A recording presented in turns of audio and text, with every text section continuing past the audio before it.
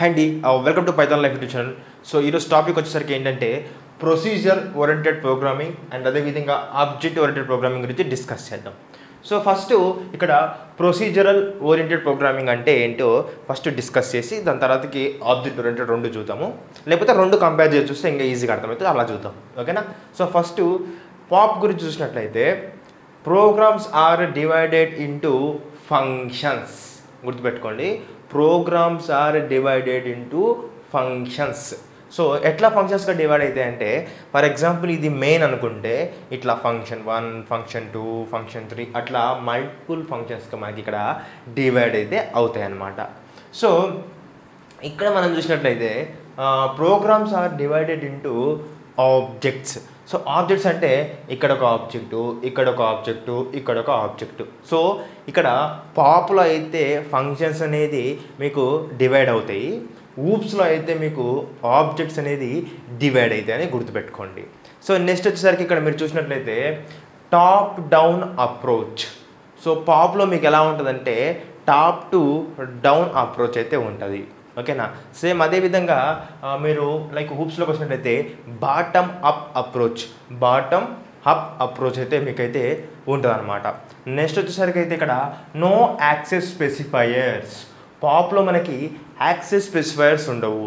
Access specifiers ఉండవు కాబట్టి మనకి డేటా సెక్యూరిటీ కూడా ఉండదు, నో డేటా సెక్యూరిటీ. ఒకవేళ యాక్సెస్ స్పెసిఫైయర్స్ కానీ ఉన్నాయనుకోండి, ఫర్ ఎగ్జాంపుల్ ఇక్కడ ప్రొవైడ్ యాక్సెస్ స్పెసిఫైయర్స్ అని రాశాను కదా, సో అక్కడ మనకి డేటా సెక్యూరిటీ కూడా ఉంటుంది. ఎందుకంటే మన వేరియబుల్స్ కానీ, మన మెథడ్స్ కానీ, మన క్లాసెస్ కానీ మనము ఇక్కడ డేటా సెక్యూరిటీ ప్రొవైడ్ చేయాలంటే యాక్సెస్ స్పెసిఫైయర్స్ అనేది చాలా ఉపయోగపడతాయి. ఫర్ ఎగ్జాంపుల్ మనం తీసుకున్నట్టయితే ప్రైవేట్ కానీ ప్రొటెక్టెడ్ కానీ యూస్ చేసి మనం ఏం చేస్తామంటే డేటా సెక్యూరిటీ ప్రొవైడ్ చేస్తాం. ఏవి పడితే అవి యాక్సెస్ చేసుకోకుండా మనము నీట్గా డేటా సెక్యూరిటీ అయితే ప్రొవైడ్ చేస్తాం అనమాట. నెక్స్ట్ వచ్చేసరికి అయితే ఇక్కడ చూడండి, ఇక్కడ మీరు సింపుల్గా చూడండి, నో ఓవర్లోడింగ్ కాన్సెప్ట్స్. పాప్లో ఓవర్లోడింగ్ కాన్సెప్ట్సే ఉండవు అసలు. అదే మీరు ఇక్కడికి వెళ్ళి చూసినట్లయితే ఫంక్షన్ ఓవర్లోడింగ్ ఉంటుంది, ఆపరేటర్ ఓవర్లోడింగ్ ఉంటుంది, మెథడ్ ఓవర్ రైడింగ్ ఉంటుంది. సో ఇట్లా overloading and over riding concepts అయితే మనకి ఊప్స్లో అయితే కనిపిస్తాయి అనమాట. అండ్ నెక్స్ట్ వచ్చేసరికి అయితే ఇక్కడ చూడండి, ఎగ్జాంపుల్ ఆఫ్ పాప్ వచ్చేసరికి అయితే చాలా చెప్పుకోవచ్చు. ఇక్కడ మనం కొన్ని చూసినట్లయితే లైక్ సి, అదేవిధంగా చూసినట్లయితే like C language, VB script, Fortran, Pascal, ఇవన్నీ ఏంటివంటే లైక్ పాప్కు సంబంధించిన లాంగ్వేజెస్. సో అదేవిధంగా ఊప్స్కి సంబంధించిన లాంగ్వేజెస్ చూసినట్లయితే C++, జావా, పైథాను. సో ఇవన్నీ కూడా ఏంటివంటే ఊప్స్కి సంబంధించిన లాంగ్వేజెస్ అనమాట.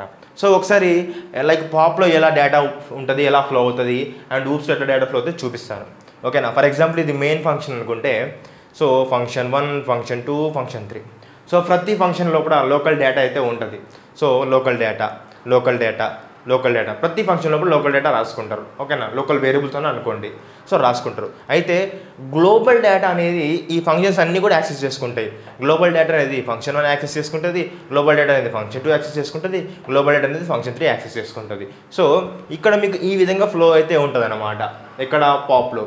సో అదేవిధంగా మీరు ఇక్కడ చూసినట్లయితే ఊప్స్లో ఎట్లుంటుందంటే ఒక ఆబ్జెక్ట్ని దేని చెప్తామంటే డేటా అండ్ ఫంక్షన్ని, ఈ రెండింటిని సింగిల్ యూనిట్గా మారిస్తేనే దాన్ని ఏమంటామంటే మనం ఆబ్జెక్ట్ అంటాము. డేటా అండ్ ఫంక్షన్ని సింగిల్ యూనిట్గా మారిస్తేనే మనం దాన్ని ఏమంటామంటే ఆబ్జెక్ట్ అంటాము. సో ఇప్పుడు ఒక ఆబ్జెక్ట్కి మీకు కనెక్షన్ అయితే ఉంటుంది. అట్లా ఇక్కడ మల్టిపుల్ ఆబ్జెక్ట్స్ తీసుకున్నాను. ఓకేనా? మల్టిపుల్ ఆబ్జెక్ట్స్ తీసుకున్నాను. ప్రతి ఆబ్జెక్ట్ లోపల డేటా ఉంటుంది, ఫంక్షన్ ఉంటుంది. సో కంపేరింగ్ టు పాప్ కన్నా ఊప్స్లో తక్కువ ఫ్రీగా మూవ్ అయ్యే డేటా తక్కువగా ఉంటుంది అనమాట.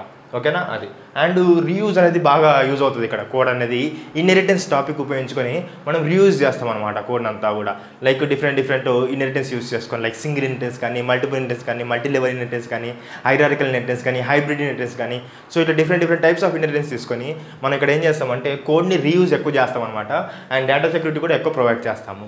సో ఈ విధంగా లైక్ పాప్ అండ్ ఊప్కి సంబంధించిన ఫీచర్స్ అయితే ఈ విధంగా డిస్కస్ చేస్తాము. ఒకవేళ మీకు పైథాన్ బ్యాచ్ జాయిన్ అవ్వాలి ఇంట్రెస్ట్ ఉంటే నేను నెక్స్ట్ మంత్ ఒక కొత్త బ్యాచ్ అయితే స్టార్ట్ చేస్తున్నాను. కామెంట్ సెక్షన్లో ఫ్రీ డెమో లింక్ ఇచ్చాను. ఒకవేళ చూసి నచ్చితేనే జాయిన్ అవ్వండి. ఓకేనా? Thank you.